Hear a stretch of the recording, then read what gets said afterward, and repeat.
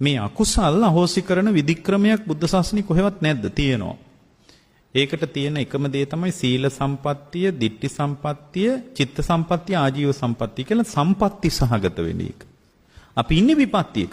විපත්තියක. හේතුව අපි සීලෙන් දුර්වල වෙලා අපි සීල විපත්තියටපත් වෙලා.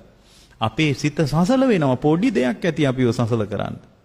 ඒ සසල වීම වෙලා තියෙන්නේ ශාලිකා නෝන අපිට අපේ කෙලෙස් අඳුනා ගන්න බැරි වෙච්ච එක.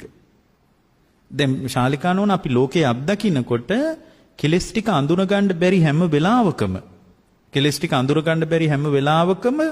කෙලෙස් සහගත මානසික විස්තර ඇසුරු කරගෙන අපිට සිතුවිලි ගලාගෙන එනවා. එහෙමයි ස්වාමීන් වහන්සේ. මේක නිකන් වතුර පයිප්පයක් ඇරියා වගේ එක අරමුණකින් අරමුණ වටේට සිතුවිලි ගොඩ නැගෙනවා. එතකොට මේ අරමුණ වටේට වේගයෙන් සිතුවිලි ගොඩ නැගෙනවා. එතකොට මේ අරමුණු මුණ ගැහෙන මට්ටම කිසි ප්‍රශ්නයක් නැහැ. ඒ අරමුණු පදනම් කරගෙන කෙලෙස් සහගතව සිතුවිලි ගලන එකයි ප්‍රශ්නය. ඒ ගලන්න අපේ ඇතුළාන්තය අවුල් වෙනවා. අපිරිසුදු වෙනවා. හොඳට බලන්නකෝ ශාලිකා නෝන. දැන් මහවැලි ගඟ ගලන්නේ සමනොල කන්ද මුදුනේ. එතකොට මහවැලි ගඟ පටන් ගන්න තැන බොන්න පුළුවන් නේ වතුර. එහෙමයි ස්වාමීන් වහන්සේ. ශාලිකා නෝන මහවැලි ගඟේ පටන් ගන්න තැන වතුර බිව්වට මහවැලි ගඟේදී මිනිස්සු වතුර බොන්නේ නැහැ. මහවැලි ගඟේදී මිනිස්සු කරන්නේ හොඳට නාන එක. එතකොට කෙනෙක් අහන්න පුළුවන් අර උඩ වතුරමනේ දැන් පහලට ඇවිල්ලා තියෙන්නේ. හැබැයි ලෝකයා හිතන්න පුළුවන් නෑ වතුර ගලනකොට පිරිසුදුයි. ගලන වතුර අපිරිසුදු නෑ. ඒක සම්පූර්ණයෙන් අවුල් කතාවක්. බුද්ධ ශාසනය කියන්නේ ගලන්න අපිරිසුදු වෙන බව. හොඳට බලන්නකෝ දැන් මේ උල්පත පටන් ගන්න සමනොල කන්ද මුදුනේදී මිනිස්සු වතුර පෙරන්නේ නැතුව බොනවා. මම ওই කන්ද ගැන ගොඩාක් විස්තර දන්නවා. ওই කන්දේ ඉන්න අය ගැනත් මම දන්නවා. එතකොට ඔය කන්දේ නැති අය ගැනත් දන්නවා. හරි?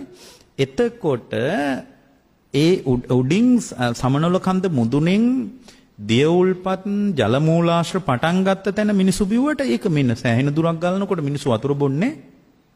දැන් ගඟ පටන් ගන්න තැනනේ දියඋල්පත එතනදී මිනිස්සු බිව්වට ගඟේ බොන්නේ ගඟේ මිනිස්සු නානවා. තව දුරටත් ගැලුවහම මිනිස්සු නාන්නත් කැමති නැහැ.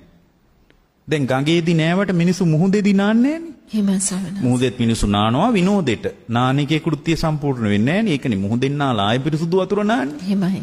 දැන් හොඳට බලන්නකෝ උල්පතේදී මිනිස්සු වතුර බොනවා, ගඟේදී බොන්නේ නානවා. ඒ තවත් ගැලුවට පස්සේ මුහුදේ නාන්නෙත් නෑ. ඇත්තටම සිතටත් මේකමයි වෙලා තියෙන්නේ. සිතේ කතාවත් මේකමයි. මොකද්ද? සිත හරිම ප්‍රබාසුරයි මුල් තත්ත්වෙදී. අරමුණු මුණ ගැහෙන මට්ටම අවුල් නෑ. රහතන් වහන්සේටත් අරමුණ මුණ ගැහෙන මට්ටම එනවනේ. රහත් වෙනකොට ඇස් පේන එක නවතින්නේ නෑනේ. රහතන් වහන්සේට කන් ඇහෙන එක නවතින්නේ නෑනේ. එහෙමයි. රහතන් වහන්සේට පේනවා. දැන් අපිට පේන එකේ අවුල මොකද්ද? අපි පේනකොට කෙලෙස් සහගතව දැන ගන්නවා. රහතන් වහන්සේට පේනවා. රහතන් වහන්සේ පේන විදියටම දැන ගන්නවා. ඔන්න ඕක තමයි සසර සහ නිවන කියන්නේ.